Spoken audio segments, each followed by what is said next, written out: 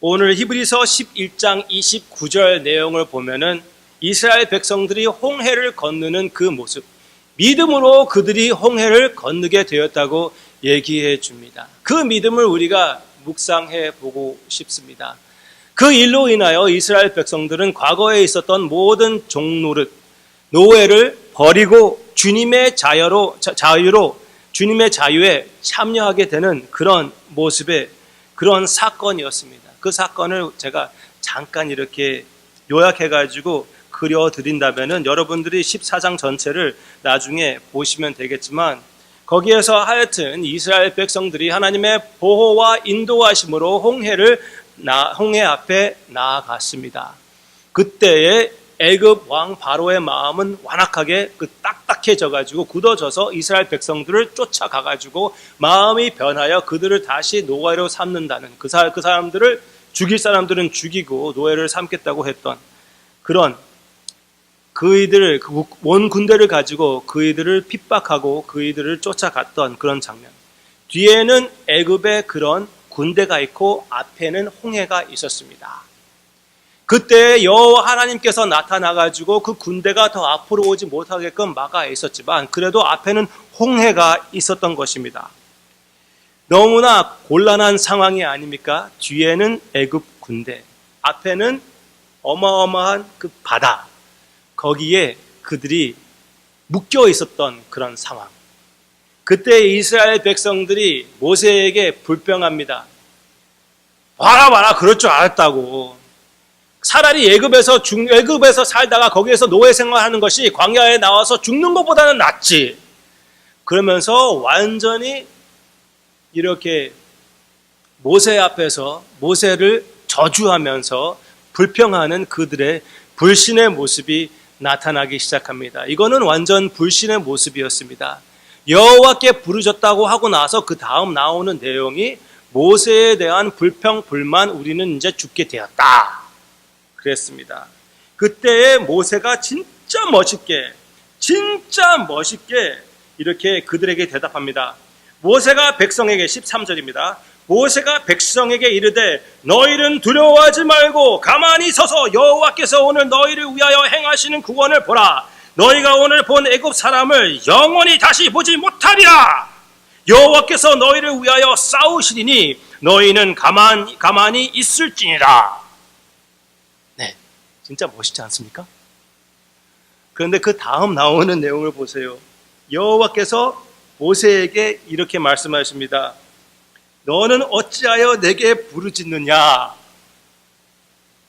그 다음 이스라엘 자손에게 명령하여 앞으로 나아가게 하고 그 다음에 그 명령을 지키게끔 믿음으로 앞으로 나아가게끔 하라. 그렇게 여호와 하나님께서 지시하기 바로 전에 모세에게 이르시되 너는 어찌하여 내게 부르짖느냐? 모세는 이스라엘 백성들 앞에는 분명히 믿음의 모습을 나타냈습니다. 그렇지만 모세의 성격을 보면 여러분들이 아시잖아요. 나중에 힘들어지니까 뭐라고 하는지 아세요? 나를 이렇게 여호와 하나님께서 나를 이렇게 대하시려면 차라리 죽여주시옵소서 그럽니다. 차라리 죽여주시오. 여러분들 그렇게 기도해 본 적 있습니까? 너무나 많이 괴로워가지고 너무나 많이 힘들어서 차라리 이렇게 살게 하려면은 이렇게 외롭게 이렇게 힘들게 이렇게 아프게 하시려면은 차라리 죽여주시옵소서. 하여튼 모세는 진짜 솔직하게 그렇게 어떻게 어디에서 이것을 배웠는지 하나님의 마음을 제대로 파악하여 이스라엘 백성들 같이 믿음을 버리며 애굽으로 다시 가려고 하는 그런 마음이 아니라 하나님을 의지하며 하나님에게 기대하며 그렇지만 솔직히 하나님 앞에 모든 것을 고백하는, 숨기지 않고 얘기하는. 제가 이것을 볼 때 이스라엘 백성들에게는 여호와의 구원을 바라볼지니라 해놓고 나서 돌아서서 여호와 앞에서 Do something 그랬던 것 같아요. 좀 어떻게 좀 해주세요. 그렇게 외치는 모세의 간절한 기도의 모습이 있지 않았을까. 그래서 하나님께서 얼마나 불쌍했으면은, 얼마나 안쓰러웠으면은 모세에게 이르시되 너는 어찌하여 내게 부르짖느냐 이렇게 말씀하셨을까요? 그때의 모세의 마음에 굳센 믿음을 허락하셔서 지팡이를 내밀고 바다를, 여호와 하나님께서 말씀하시는 것이 너무나 멋있지 않습니까? 지팡이를 내밀고 바다를 갈라라. 지팡이를 내밀고 바다를 갈라라. 내가 갈라줄게도 아니고 네가 지팡이를 내밀어서 바다를 갈라라. 이렇게 미약한 믿음을 통하여 하나님이 역사하신다는 것을 우리가 볼 수가 있습니다. 하나님의 명령을 따라서 나아갈 때 하나님이 역사하신다는 것을 믿으시기를 바랍니다. 하나님의 명령을 따라 우리가 하나님을 의지하며 진짜 죽을 지경입니다 이렇게 고백했을 때 하나님이 더 견딜 수 있는 힘을 주신다는 것을 믿으시기를 바랍니다. 여러분들 앞에 홍해와 같은 그런 그런 진짜 걸림돌이 있고 힘든 상황이 있다고 그래도 주님이 여러분들에게는 He will be more than enough. More than enough. 모세에게, 이스라엘 백성들에게 분명히 more than enough 이었고, 이스라엘 백성들은 홍해를 통하여 걸어가는데 이쪽에는 물벽, 이쪽에는 물벽, 그래서 그 가운데 사이로 통과하고 있었습니다. 그랬을 때 이스라엘 백성들이, 여러분들이 이스라엘 백성이라면 무슨 생각을 하겠습니까? 어느 순간 죽을 수 있다고 생각이 되지 않았을까요? 물론 하나님의 기적, 그 기적을 믿고 통합니다. 그렇지만 여기는 물벽, 여기는 물벽, 어느 순간에 그것이 컬랩스 해가지고 우리를 죽일 수가 있는 것입니다. 그래서 한면으로는 이스라엘 백성들이 죽음을 통과해서 하나님의 구원을 체험하는 그런 하나님의 어마어마한 사건, 조금 이따가 제가 설명할 때 그게 아주 중요한 사실입니다. 죽을 각오를 하고 어떤 면으로는 죽음을 통과하여 하나님의 구원을 체험했던 이스라엘 백성들입니다. 이스라엘이 통과하고 나서 역시 하나님이 애굽 군대가 들어갔을 때 그 군대를 몰살시켜 주시는 하나님의 역사가 그때에 있지 않았습니까? 그러고 나서 이스라엘이 통과한 후에 그 뒤에 돌아보았더니 그 물가에 그 병거에 탔던 모든 군대, 과거에 섬겼던 모든 주인들이 거기에 다 죽어 있습니다.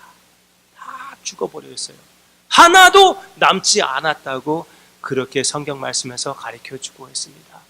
과거에 섬겼던 모든 주인들, 그렇게 차라리 그들을 섬기는 게 낫겠다고 얘기했던 그 모든 주인들이 그렇게 생사화복을 주장하고 있었던 것 같이 보였던 것들이 그들이 아무것도 할 수 없이 그냥 여호와 하나님의 그 권능 앞에서 죽임을 당하는, 하나님께서 몰살시키는 그런 멋있는 여호와의 하나님의 능력을 보고 그들은 기뻐하고 하나님께 찬양을 드리는 그 모습을 우리가 보게 되었습니다.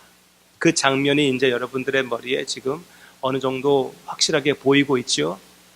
그 배경을 이어서 이 홍해에 걷는 그 의미를 생각하며 홍해에 걷는 그 믿음을 우리가 묵상해서 우리의 삶에 적용을 하여 하나님의 승리를 우리가 같이 맛보는 그런 우리의 승리의 삶의 교훈을 받기를 원합니다. 여기에서 이렇게 나오고 있습니다. 첫째 우리가 여기에서 기억해야 될 것은 이거는 분명히 죽음을 통과하는 사건이었습니다. 죽음을 통과하는 사건, 거듭남의 그림이라는 것을 우리가 볼 수가 있습니다. 제가 이것을 어디에서 여러분들 어떤 근거로 말씀드리는 것입니까? 이겁니다. 고린도전서 10장 1절부터 2절에서는 이스라엘 백성들이 홍해를 건너는 그런 장면대에서 이렇게 얘기하고 있습니다. 같이 읽겠습니다. 형제들아, 나는 너희가 알지 못하기를 원하지 아니하노니 우리 조상들이 다 구름 아래 있고 바다 가운데로 지나며 모세에게 속하여 다 구름과 바다에서 세례를 받고, 그 구름 밑에, 하나님의 구름, 보이는 하나님의 구름 밑에 홍해 가운데를 통과했을 때 어떻게 됐다고요? 세례를 받았다고 그랬습니다. 세례를 받았다고 얘기해 주고 있습니다. 우리 주님이 세례를 받으셨습니다. 제가 전번에 말씀드렸다시피 예수님은 애굽에서 나와서 모세의 그림을 보면은 예수님이 이스라엘의 대표로서 세례를 받으시고 광야에 들어가서 시험을 당하셔서 이스라엘이 실패한 모든 부분에 예수님이 승리하시는 그 모습이 나오고 있지 않았습니까? 거기에 예수님의 세례의 모습이 나타났었습니다. 그 세례로 인하여 하나님이 내가 사랑하는 아들이라고 인정하시며 그렇게 선포하셨잖아요. 그렇지만 나중에 제자들이 주님께 나와서 주님의 우편에 좌편에 앉게 해 주시옵소서 그렇게 부탁을 했을 때 주님이 뭐라고 하셨습니까? Can you drink what I drink? Can you be baptized with the same baptism that I am baptized with? 내가 세례를 받을 그 세례를 너희들이 감당할 수 있겠느냐? 할 수 있습니다. 그들이 담대히 용감하게 고백했습니다. 그렇지만 그 고백의 참된 의미를 그들이 알았었을까요? 주님의 세례는 어떤 세례입니까? 십자가의 세례였습니다. 십자가의 죽음을 우리에게 보여주는 것이 예수님의 원래 그 세례였고, 그리고 주님이 실천하신 십자가의 세례였습니다. 그 십자가의 세례에 우리가 포함되었을 때 예수 그리스도의 세례가 우리에게 해당되는 것입니다. 우리는 예수 그리스도의 세례에 참여하게 된 것입니다. 이스라엘 백성들은 모세의 세례에 참여하여 모세의 언약에 통과했다면은 우리는 하물며 우리는 더 큰 언약에 참여하게 되지 않았습니까? 예수 그리스도의 세례로 인하여 예수 그리스도와 하나가 되어 예수 그리스도의 홍해, 예수 그리스도의 세례, 예수 그리스도의 십자가에 연합되어서 우리는 산 소망을 갖게 된 것이 아닙니까? 예수 그리스도와 함께 죽었으니 우리가 예수 그리스도와 함께 살게 된 것입니다. 그렇죠? Galatians 2:20 너무나 유명한 하나님의 말씀 귀절. 그렇지 않습니까? 지금 여기 이스라엘 백성들이 그 광야에서 그 홍해를 걷는 그 의미는 우리에게 보여주는 예수님의 세례의 예수님의 십자가의 그림이고 우리가 예수님의 십자가에 참여하며 그의 세례에서 주님과 하나가 되는 모습을 그 모습의 그림자입니다. 그림자. 그래서 여기에서 우리에게 해당되는 이 모든 교훈들을 우리가 알 수가 있게 되는 것입니다. 그래서 예수님이 참 이스라엘로서 우리 대신하여 세례를 죽임을 당하셨기 때문에 그리고 우리가 예수 그리스도 안에 숨겨져 있기 때문에 우리에게 이 모든 교훈이 해당되는 것입니다. 그러면은 우리에게 무엇을 얘기해 주고 있는 것입니까? 이스라엘 백성들의 모든 과거에 섬겼던 그 모든 주인들이 그 물가에서 죽었던 것과 같이 여러분들이 예수 그리스도를 믿었을 때 그 순간 여러분들은 여러분들의 모든 과거의 주님들, 모든 과거의 우상들, 모든 과거의 죄들 대해서 여러분들은 어떻게 해요? 죽었습니다. 이미 죽은 것이에요. 여러분들은 그들을 섬기는 자들이 아닙니다. 그들에게 종노릇 해야 할 필요가 없습니다.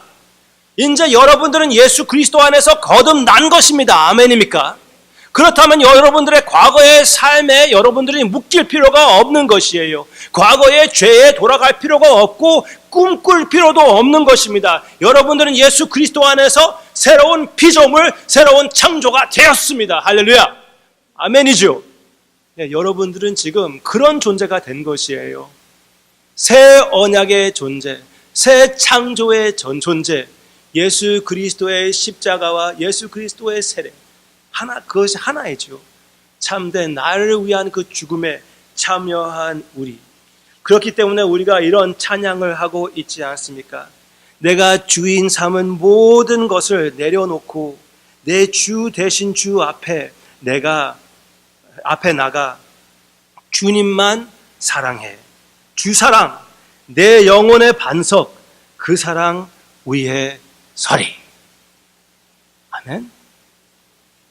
나의 과거에 섬겼던 모든 주인들, 나의 마음을 지배했던 모든 것들, 그 모든 것을 기본적으로 우리가 주님과 함께 십자가에 못 박았다는 것. 그것을 성경 말씀에서는 옛사람이라고 얘기하고 있습니다. 여러분들의 옛사람, 그 옛사람의 욕심과 혈기와 자존심과 모든 것을 이미 십자가에 못 박혔습니다. 그 모든 죄는 이미 여러분들 대해서는 죽었습니다. 십자가의 모든 대가를 주님께서 치료해 주셨습니다. 믿으십니까? 여러분들의 참된 정체성입니다. 그렇지만 그렇게 우리가 그 홍해의 믿음으로 목숨 걸고 나의 과거를 다 이제 묻어버리고 주님만 바라보며 향해 나아가는 여러분들의 모습입니까? 꼭 그렇지는 않잖아요. 그렇지 않습니까? 이스라엘 백성들과 똑같이 과거의 삶을 그리워할 때가 없잖아 있습니다. 과거에 그 이미 예수 그리스도와 함께 못 박였고 죽은 그 옛사람이 다시 일어날 때가 있습니다. 그래서 사도 바울이 산 제사로 우리의 몸을 바치라고 하지 않습니까? 계속 내 속에 남아있는 그 육신을 십자가에 못 박으라고 그랬습니다. 못 박혔다는 것을 인정하라고 합니다. 왜 그렇습니까? 우리에게 싸움이 있기 때문에. 이스라엘 백성들은 광야에 들어가면서 어떻게 얘기합니까? 옛날에 애굽 공짜로 먹었던 그 모든 음식, 물론 공짜였죠. 노예였으니까. 그렇죠. 마음껏 먹었던 그런 음식들을 생각하며 그들은 그리워했던 그 모습, 그 우상들 섬기며 그 우상들 밑에서 살았던 자기 자신의 모습을 생각하며 그리워했던 너무나 안타까운, 너무나 불신적인 그들의 모습들이 우리의 삶에 나타날 때가 너무나 많이 있습니다. 이번 주였던 것 같은데 참 재밌는 얘기가 제가 한번 들었습니다. 어떤 사람이 산을 이렇게 통과하면서 걸어가는 사람이 있었습니다.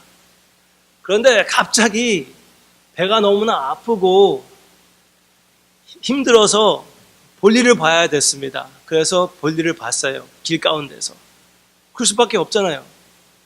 그렇지만 다음에 올 사람들 대해서 미안해가지고 거기에다가 그 있는 돌 가지고 거기다 이렇게 딱 쌓아놨어요. 네? 사람들을 좀 피해 다니라고. 이해가 되잖아요.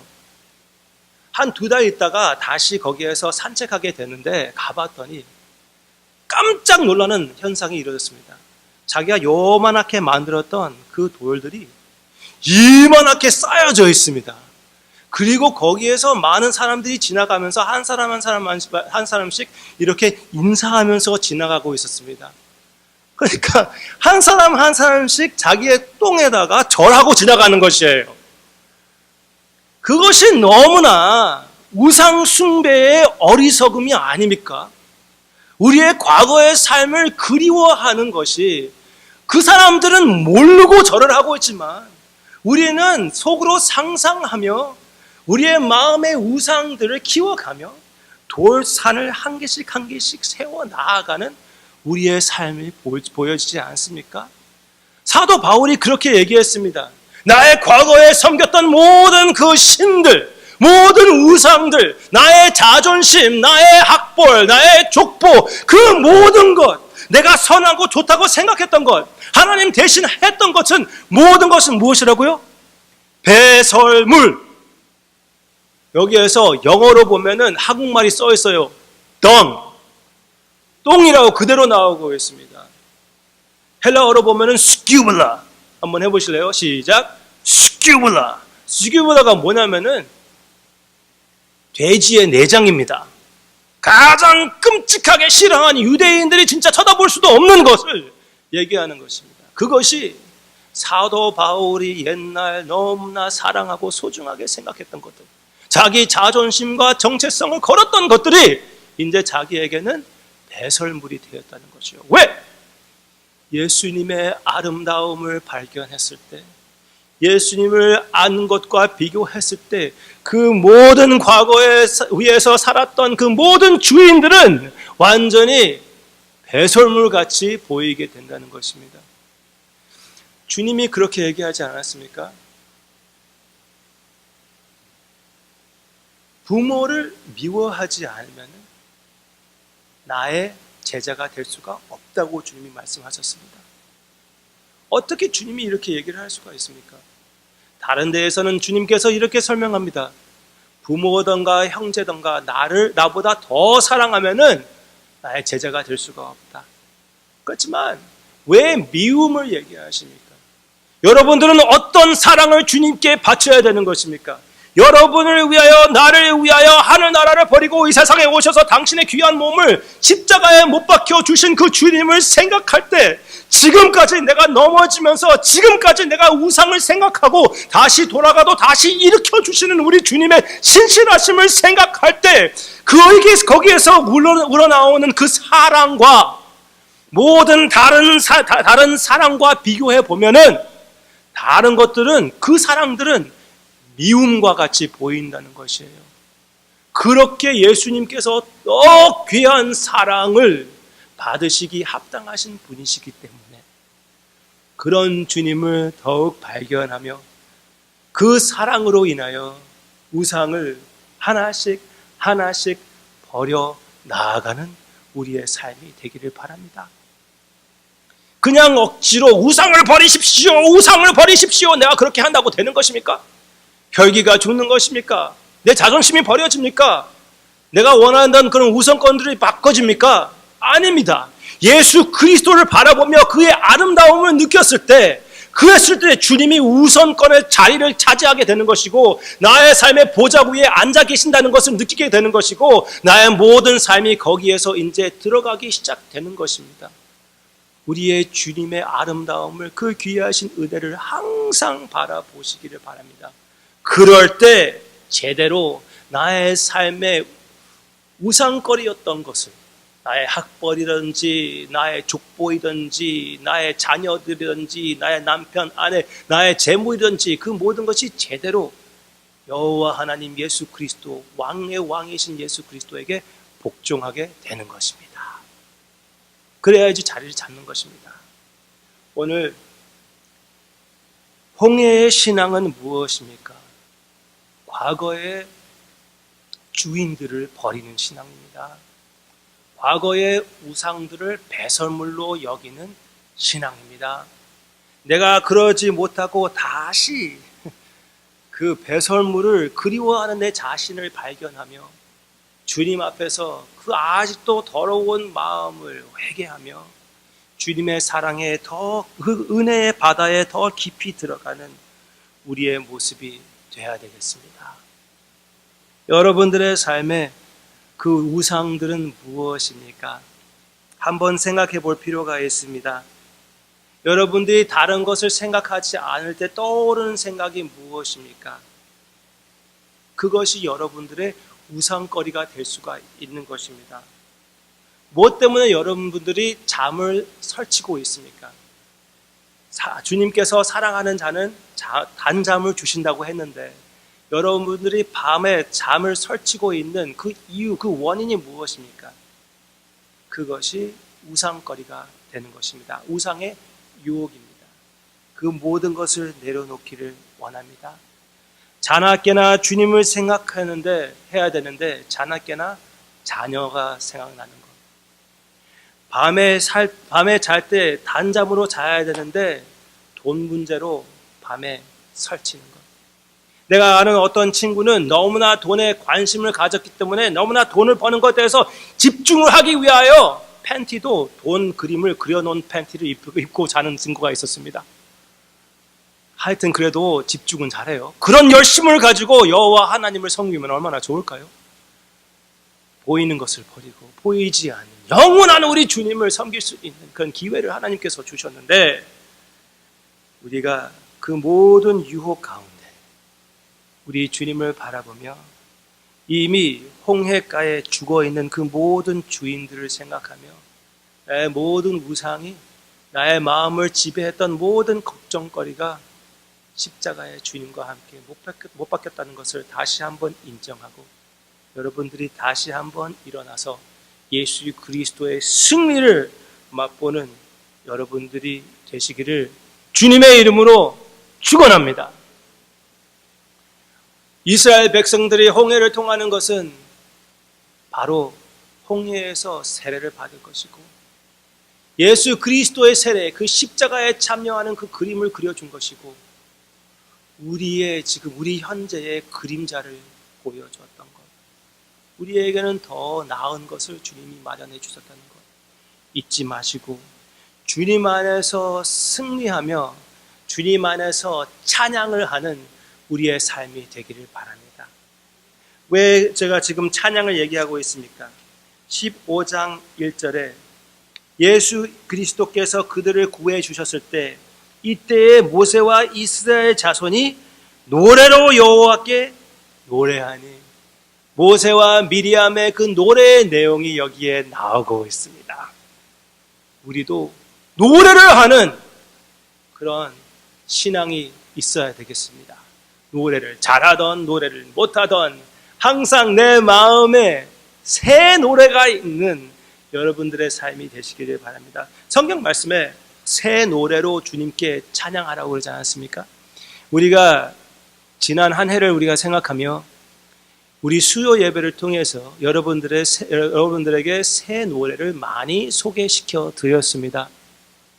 여러분들이 왜 이렇게 새로운 거 계속 하지까지 짜증 날 수 있을 만큼으로 거의 우리가 하긴 했습니다. 그렇지만 거기에 그 뜻, 이유도 있습니다. 그 이유 중에 하나가 성경 말씀에 새 노래로 주님께 찬양을 드리라 그렇게 나와 있거든요. 왜 새 노래입니까? 그냥 새로운 노래? 아니에요. 예수 그리스도의 새로운 역사를 고백하는 노래입니다. 그래서 여기에서 홍해 건너는 것을 기념하기 위하여, 기억하기 위하여 이스라엘 백성들에게 이 노래들을 가르쳐 주는 것입니다. 그래서 우리가 이런 노래를 배우며 우리 마음속에 묵상하며 우리가 지식으로 외우며 매일마다 주님의 사랑에 감격하여 항상 우리의 입술에 하나님의 은혜에 대한 그 은혜의 충격의 찬양이 떠나지 않기를 주님의 이름으로 축원합니다. 지금